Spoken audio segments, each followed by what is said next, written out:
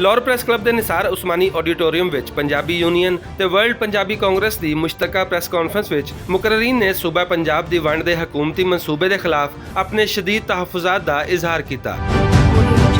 Chairman Punjabi union Mudassar Iqbal Butt ਹੋਰਾਂ ਦਾ ਆਖਣਾ ਸੀ ਕਿ ਪੰਜਾਬ ਦੀ ਵੰਡ ਦਾ ਇਹ ਮਨਸੂਬਾ ਵਰਿਆਂ ਤੋਂ ਇਕਤਦਾਰ ਦੇ ਮਜ਼ੇ ਲੈਣ ਵਾਲੇ ਗੱਦੀ ਨਸ਼ੀਨਾਂ ਨੇ ਆਪਣੀ ਸਿਆਸਤ ਚਮਕਾਉਣ ਲਈ ਬਣਾਇਆ ਹੈ।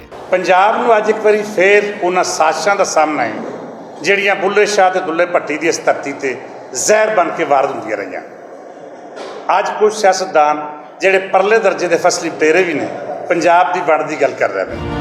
ਪ੍ਰੈਸ ਕਾਨਫਰੰਸ ਦੇ ਦੀਗਰ ਸ਼ੁਰਕਾ ਨੇ ਵੀ ਆਪਣੇ ਦਲਾਇਲ ਨਾਲ ਸਾਬਤ ਕੀਤਾ ਕਿ ਪੰਜਾਬ ਦੀ ਵੰਡ ਦਾ ਸੋਚਣ ਵਾਲੇ ਮੁਫਾਦਪਰਸਤ ਟੋਲੇ ਨੇ ਹਮੇਸ਼ਾ ਮੁਫਾਦਾਤ ਦੀ ਸਿਆਸਤ ਕੀਤੀ ਹੈ ਤੇ ਕੌਮੀ ਮੁਫਾਦ ਇਹਨਾਂ ਦੀਆਂ ਸੋਚਾਂ ਤੋਂ ਕੋਸੋਂ ਦੂਰ ਰਿਹਾ ਹੈ। ਪੰਜਾਬ ਦੀ ਵੰਡ ਮਿਹਨਤਕਸ਼, ਇੱਥੇ ਦੇ ਮਜ਼ਦੂਰ, ਇੱਥੇ ਦੇ ਕਿਸਾਨ, ਇੱਥੇ ਦੇ ਗਰੀਬ ਬੰਦੇ, ਇੱਥੇ ਦੇ ਸਟੂਡੈਂਟ, ਇੱਥੇ ਦੇ ਖਵਾਤੀਨ, ਹਿਊਮਨ ਰਾਈਟਸ, ਇਹਨਾਂ ਦੇ ਜਿਹੜੀ ਹੈ ਉਹ ਤਕਸੀਮ ਜਿਹੜੀ ਹੈ ਉਹ ਉਹਨਾਂ ਦੇ ਖਿਲਾਫ ਜਾਏਗੀ। ਵੰਡ ਦੀ ਡਰਾਮੇਬਾਜ਼ੀ ਉਹਨਾਂ ਦਿਨਾਂ 'ਚ ਜ਼ਿਆਦਾ ਉਛਾਲੀ ਜਾਂਦੀ ਹੈ, ਜ਼ਿਆਦਾ ਕੀਤੀ ਜਾਂਦੀ ਹੈ ਜਦੋਂ ਦੂਜੇ ਮਸਾਇਲ ਨੂੰ ਛੁਪਾਉਣਾ ਹੋ। ਪੰਜਾਬ ਦੇ ਅੰਦਰ ਤਾਂ ਮਸਲਾ ਐਸਾ ਬਣਾ ਹੈ ਉਹ ਪੰਜਾਬ ਦੇ ਅੰਦਰ ਇੱਕ ਜਿਹੜੀ ਪੂਰੀ ਫਿਜ਼ਾ ਪੂਰੇ ਪੰਜਾਬ ਦੇ ਅੰਦਰ ਖੜੀ ਹੋਈ ਹੈ, ਤੁਸੀਂ ਉਹਨੂੰ ਤੋੜਨਾ ਚਾਹੁੰਦੇ ਹੋ। ਉੱਠ ਕਬਰ ਚੋਂ ਵਾਰਿਸ ਬੁੱਲਿਆ ਮੀਆਂ ਮੁਹੰਮਦਾ ਜਾਗ ਫਰੀਦਾ ਅੱਪੜ ਬਾਹੂ ਬੌੜ ਹੁਸੈਨਾ ਅੱਪੜ ਬਾਹੂ ਬੌੜ ਹੁਸੈਨਾ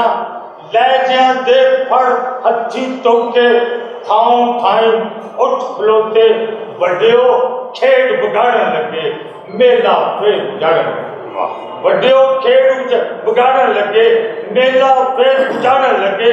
ਸਦੀਆਂ ਦਾ ਪੰਜਾਬ ਤੁਹਾਡਾ ਫੇਰ ਇੱਕ ਵਾਰੀ ਵੰਡਣਾ ਚਾਹੁੰਦੇ ਆਪਣੇ ਘਰ ਨੂੰ ਵੰਡਣਾ ਚਾਹੁੰਦੇ।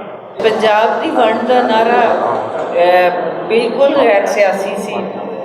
ਉਹਨੂੰ ਸਿਆਸਤਦਾਨਾਂ ਨੇ ਲੈ ਲਿਆ, ਚੱਪ ਲਿਆ ਤੇ ਸਿਆਸੀ ਬਣਾ ਕੇ ਤੇ ਕੁਝ ਲੋਕ ਪੇਸ਼ ਕਰ ਰਹੇ ਨੇ।